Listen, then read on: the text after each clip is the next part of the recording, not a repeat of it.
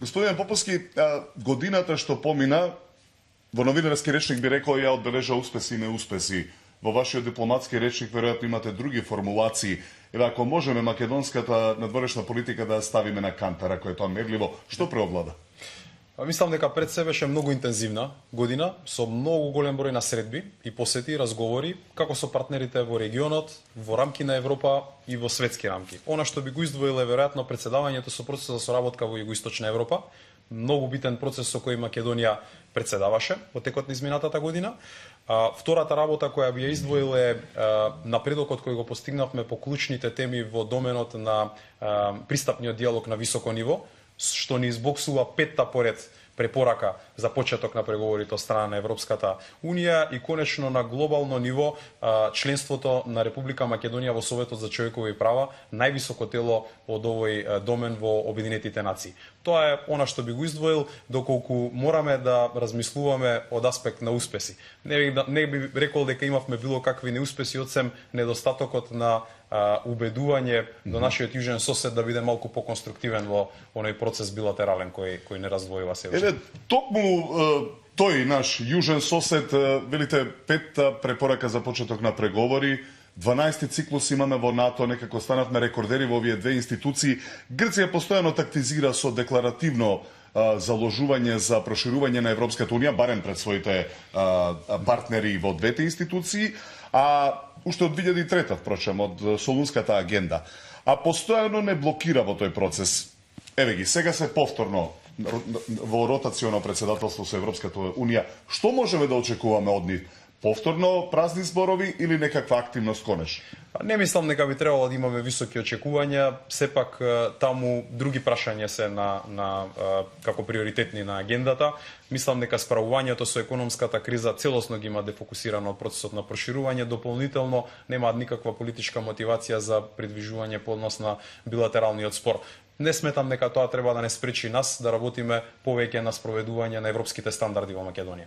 Ќе вараме ли натаму средби на високо ниво од нив, бидејќи веќе барем тука веќе отворено не крија дека не сакаат да се среќаваат, дека единствената врата низ која двете земји може заеднички да влезат или нивните представници е медиаторството во Обединетите нации?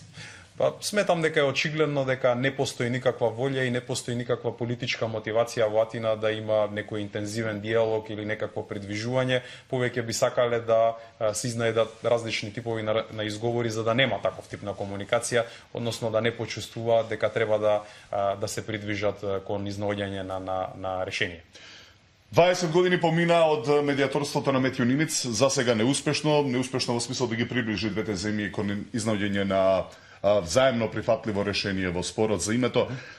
Дали оваа медиација е веќе истрошена, на ваша оценка, откако, ако веќе судиме според констатацијата на шефот на државата, искажана пред претениците во собранието, каде што кажа тој дека сите услови се исполнети да се активира пресудата во Хаг и да се оди пред Советот за безбедност со една поинаква солуција.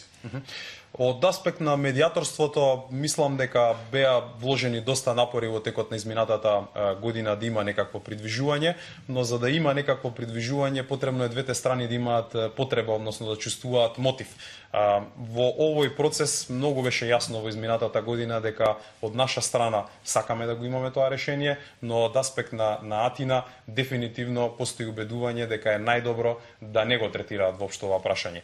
Од аспект на алтернативи, да, Обединетите нации нудат институционален начин на надминување на овие прашања, но сепак во овој момент мислам дека клучната констатација е дека во земјата која од страна на Меѓународниот суд на правдата е оценето дека го прекршила меѓународното право, нема никакво поместување нити волја за промена, односно градење на став кој би бил во правец на примена на тоа меѓународно право.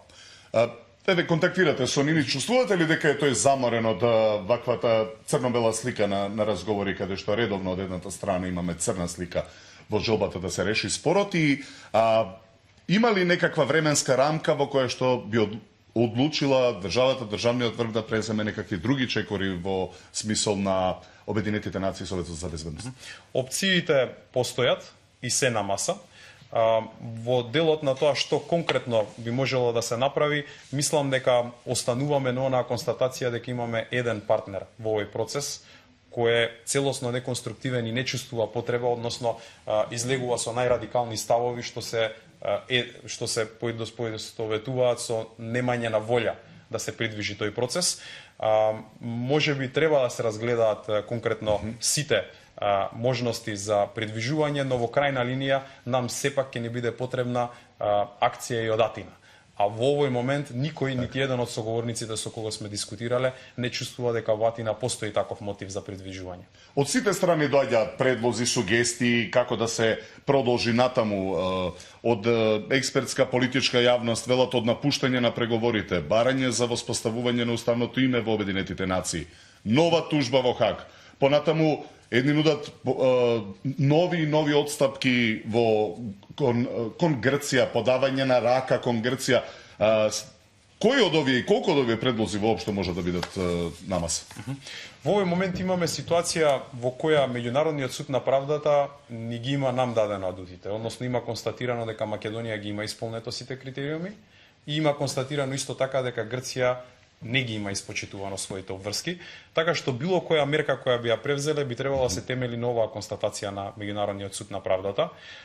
Излегување од рамките кои се дефинирани со тој процес во Обединетите нации не ни оди нам во прилог, бидејќи токму во рамките на Обединетите нации меѓународното право е на наша страна. Сосем друго прашање е дали било потребно или била најдобра опција да се направи оној тип на отстапки кои се направени пред 20 години и со кои де факто сме прифатиле да имаме дополнителни критериуми кои се сосем надвор од она што е предуслов за сите други членки на Обединетите нации да бидат дел од тоа семејство.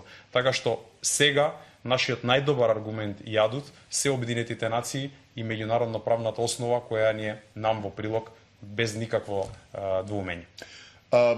Македонија редовно е оставена во чекалната, еве и сега низ повеќе интервјуа и надписи во медиумите од нашите европски партнери велат ајде сега нека поминат и европските избори, нека поминат изборите и за Еврокомисијата, да се состанеме, да видиме, па можеме да го насочиме притисокот кон Грција.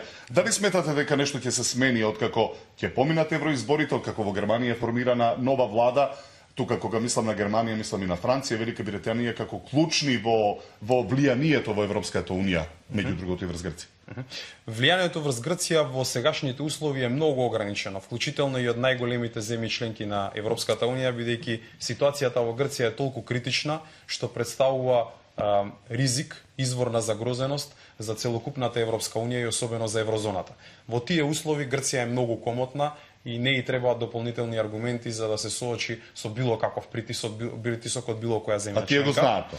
Тие го знаат тоа и ми е многу известно и би рекол до определено ниво ги злоупотребуваат тие услови бидејќи знаат дека имаат комоција при таква сериозна економска криза да се однесуваат до определена мерка и на неодговорен начин кон нивните партнери во Европската унија. Тоа што е за нас значајно е да не дозволиме да ги користат било кои други аргументи во тој процес, односно да си ја работиме домашната задача на најдобар можен начин, бидејќи повеќе Европа во Македонија во конечна линија е во интерес на сите оние кои живеат во Република Македонија. Така што треба да си работиме конзистентно на таа европска агенда, на начин на кој нашите интереси се во преден план, а сметам дека на краток рок можноста за влијание врз Грција од било кој надворешен фактор е многу ограничена, особено поради оваа драматична економска ситуација со која се соочуваат во Атина. Не можеме да не ве прашам за влијанието на еден многу посилен играч на меѓународната сцена, Соединетите Американски држави. На последниот самит на НАТО во Чикаго, Хилари Клинтон, тогаш државен секретар, рече дека тоа ќе биде последниот самит без проширување. Следи самитот во Велика Британија во септември. Што можеме да очекуваме?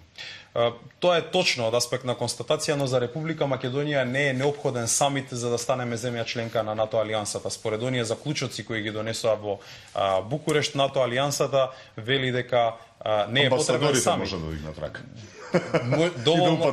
Доволно е на било кое ниво во рамки на алијансата да се упати таа покана за оние формални преговори за членување на Република Македонија. Повторно топката е вратена на билатерално прашање кој е изговор за Грција која не блокира веќе 5-та година од тој аспект. Еве на крај да ве прашам за македонската дипломатска мрежа, најавивте нови засилувања на оваа мрежа. Колку дипломатите во овие услови на криза можат покрај основната дипломатска работа да извршуваат истата да биде проширена со економска, здравствена, туристичка и друг вид промоција? Не сметам дека тие се конфликтни работи, секој дипломат работи во определена средина каде што прв ред ја промовира својата земја, ја промовира на политички план, како стабилен партнер се обидуваме да воспоставиме што е можно повеќе договори, но исто така ја промовира и на економски план. Сметам дека модерната дипломатија денес не смее да ги запостави овие други области на промоција, да создаде подобри услови за наши предпријатија да бидат присутни во земјата каде што е, да создаде подобри врски во сите овие културни и образовни сегменти и да се обиде да привлече што е можно повеќе инвестиции од таа земја. Така што нашите дипломати на мала земја по дефиниција која е уште повеќе потребна промоција надвор, тоа ќе го имаат во описот на своето работно место и мислам дека тоа ќе ни биде приоритет. Можат ли да бидат вака мултифункционални еве на крај? Па мислам дека најдобро ќе судиме од дистанца кога ќе помине некое време, но јас сум убеден дека имаме капацитет да бидеме активни на повеќе полиња. Отворате и нови амбасади, значи дека сте оптимист. Дефинитивно тоа и ни е целта, да имаме присуство таму каде што другите биле присутни уште во минатото и каде што ние имаме интерес исто така да завземеме едно парче од тој простор и да се промовираме подобро за во тие земји каде што не сме биле присутни досега, да се запознаат со можностите и да бидат повеќе поповрзани со нас.